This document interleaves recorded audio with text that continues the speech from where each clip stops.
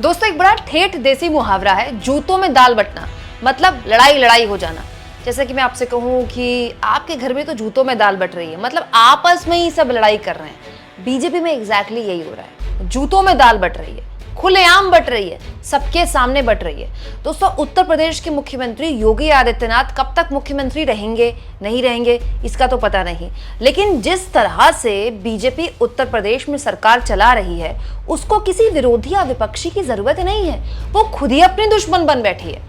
दोस्तों कल विधानसभा में बड़ी अजीब सी या फिर ये कह ले बड़ी असहज करने वाली स्थिति योगी आदित्यनाथ के सामने तब पैदा हुई जब विधानसभा में एक बिल उन्होंने पास करवाया। दोस्तों ये बिल था नजूल भूमि को लेकर। नजूल भूमि को लेकर बिल पास तो हो गया विधानसभा से, और ये विधानसभा में जो बिल पास हुआ है ये योगी आदित्यनाथ द्वारा लाया गया है।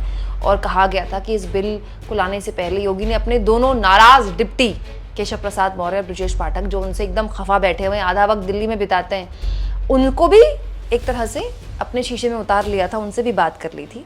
तो नजूल जमीन को लेकर जो ये बिल था जो विधानसभा से पास हो गया, जानते हैं उसके खिलाफ में कौन खड़ा हो गया है? खुद उत्तर प्रदेश के बीजेपी के विधायक तो छोड़िए, खुद उत्तर प्रदेश के बीजेपी के प्रदेश अध्यक्ष। अब बताइए, इसे जूतों में दाल बटना नहीं कहते हैं तो क्या कहते हैं? यही नहीं दोस्तों, इस बिल को लेकर अंतरकलह इतनी ज्यादा है कि एनडीए के सहयोगी ने भी आंख दिखा दी। दोस्तों बाकायदा एनडीए की सहयोगी अनुप्रिया पटेल ने सरकार को चिट्ठी लिखकर चेताया, ये जो बिल आप लेकर आ रहे हैं तो बिल्कुल बेकार बिल है, इसको वापस लीजिए।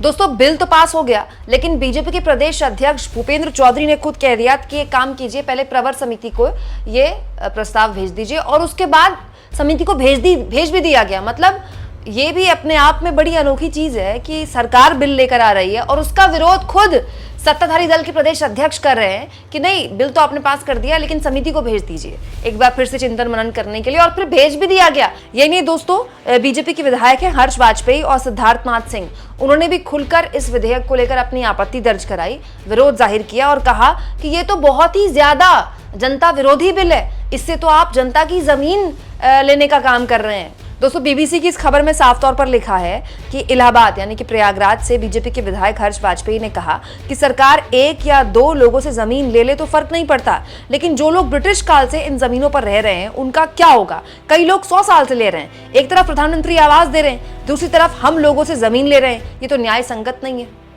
कमाल की बात है भाई, ये सब कुछ खुलेआम हो रहा है। कांग्रेस कह रही है कि हम इस बिल के खिलाफ सड़क पर उतरेंगे, समाजवादी पार्टी ने भी इसका विरोध किया है, पर ऐसी सरकार को विरोधियों की जरूरत क्या है जब उसके अपने उसको आंख दिखा रहे हैं? तो बड़ा सवाल ये दोस्तों कि उत्तर प्रदेश के मुख्यमंत्री योगी आदित्यनाथ ने क्या अपने विधायकों से बात नहीं की, अपने विधायकों से विमर्श नहीं लिया कि भाई ये बिल हम ला रहे हैं, आप अपनी कॉन्स्टिट्यूएंसी में बता दीजिए कि इस बिल को लेकर क्या विरोध हो सकता है, कि ये जब जूतम पेजार हो रही है सबके सामने हो रही है, या फिर ये कह लें कि बिल तो बस बहाना है, निशाने पर योगी को रखना है। अब इसको लेकर बहुत सी बातें हाल के दिनों में कही जा चुकी हैं। अभी कुछ दिन पहले तो बस ऐसा लगा था खबर आई जाएगी कि योगी आदित्यनाथ को हटा दिया जाएगा, लेकिन कुल जमा बात यह है दोस्तों कि बाबा जो हैं वो अपनी कुर्सी पर एकदम टिके हुए हैं, कतई मजबूती से। उन्होंने साफ कर दिया कि मैं तो अगर गया तो मैं कईयों को अपने साथ ले डूबूंगा, क्योंकि मेरे पास जाने के लिए तो गोरखपुर में मठ है, लेकिन इसके बाद कईयों की कुर्सी अगर गई तो फिर बीजेपी जिम्मेदार होगी। हालांकि मैं मानती हूँ दोस्तों कि उत्तर प्रदेश में बीजेपी की स्थिति इतनी भी कमजोर नहीं है, और जहां तक बात है चुनाव से पहले, तो 2027 में विधानसभा चुनाव होने उससे पहले बहुत वक्त है। अगर बीजेपी चाहे तो योगी आदित्यनाथ को हटा सकती है। अगर बीजेपी नेतृत्व में इतनी मजबूती है, इतनी क्षमता है, तो योगी आदित्यनाथ को हटाकर जो भी डैमेज होगा, डैमेज तो होगा, देखिए डैमेज तो होगा, डैमेज जो भी होगा उसको डैमेज कंट्रोल भी कर सकती है 27 तक। अब बात यह है कि बीजेपी आलाकमान को यह समझ नहीं आ रहा है कि उत्तर प्रदेश के मुख्यमंत्री योगी आदित्यनाथ को अगर हटाया जाएगा तो सीएम किसको बनाया जाएगा? केशव प्रसाद मौर्य तो कतई उस स्टेचर के चेहरे है नहीं, उस कद के चेहरे है नहीं। तो जब तक ये फैसला नहीं होता कि योगी नहीं तो कौन, तब तक ये जो जूतों में दाल बट रही है ना, ये होता रहेगा।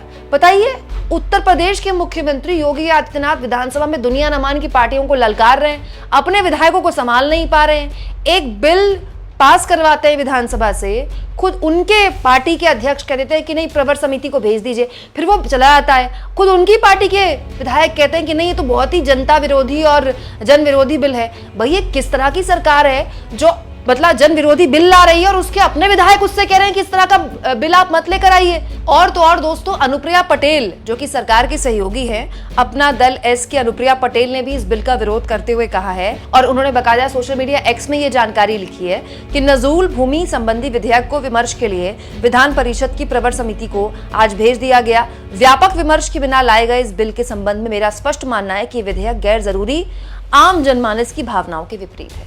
मतलब कमाल की सरकार है ये, इसके अपने सहयोगी इसको आंख दिखाते हैं और ये कोई पहला मामला नहीं है।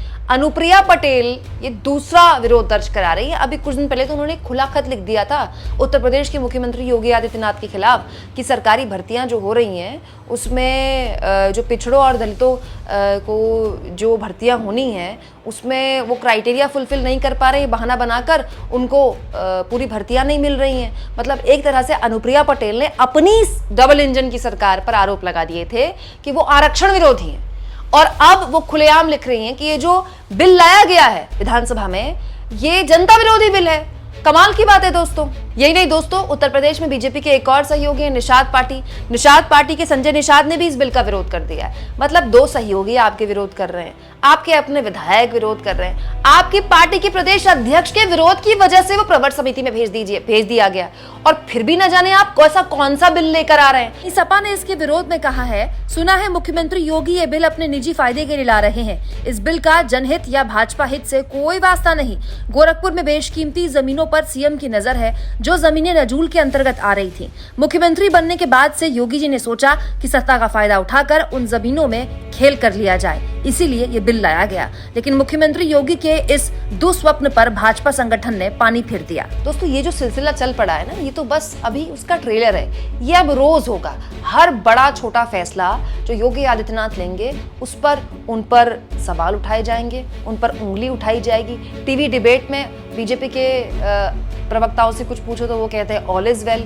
न जाने ये कौन सा ऑल इज वेल है जिसमें योगी आदित्यनाथ मुख्यमंत्रियों की बैठक में आते हैं और अमित शाह को नमस्ते नहीं करते हैं, बाकी राजनाथ सिंह को नमस्ते करते हैं। मतलब कुल जमा बात ये है कि दिल्ली और लखनऊ के बीच जो अदावत थी ना, अब वो खुलकर सामने आ चुकी है। अब इसमें कोई रस्म अदायगी या पर्देदारी जैसी कोई बात रही नहीं है। और जब खुलकर सामने आ चुकी है, सब कुछ खुलकर हो रहा है, तो हर कोई अब खुला खेल फर्रुखाबादी कर रहा है। अब एक खुला खेल फर्रुखाबादी कांग्रेस को तो नुकसान पहुंचाएगा नहीं, समाजवादी पार्टी को भी नहीं पहुंचाएगा, ये सत्ताधारी दल को पहुंचाएगा। दोस्तों आप सोचिए, उत्तर प्रदेश के लोगों के बीच में कितना खराब संदेश जा रहा होगा। किस तरह की सरकार है जो एक बिल लाती है और उसके अपने सहयोगी कहते हैं कि ये जनता विरोधी बिल है, उसके अपने विधायक कहते हैं जनता विरोधी बिल है, उसके अपने प्रदेश अध्यक्ष कहते हैं कि प्रवर समिति को भेजिए, जल्दीबाजी में लाया गया बिल है, और उसके बावजूद भी ये बिल लाया जाता है। दोस्तों क्या लगता है आपको, जो दिल्ली में मुख्यमंत्रियों की बैठक हुई थी उसमें अमित शाह के आने पर जिस तरह से योगी आदित्यनाथ ने नमस्ते नहीं किया था और राजनाथ सिंह को नमस्ते कर दिया था, क्या उसका बदला लिया जा रहा है? क्या उसकी खुन्नस निकाली जा रही है? कमेंट बॉक्स में जरूर लिखें और जितना हो सके दोस्तों चैनल को शेयर करें, सब्सक्राइब करें और थैंक्स और ज्वाइन के ऑप्शन से अगर आप चाहें तो कुछ आर्थिक मदद थी चैनल की जरूर करें।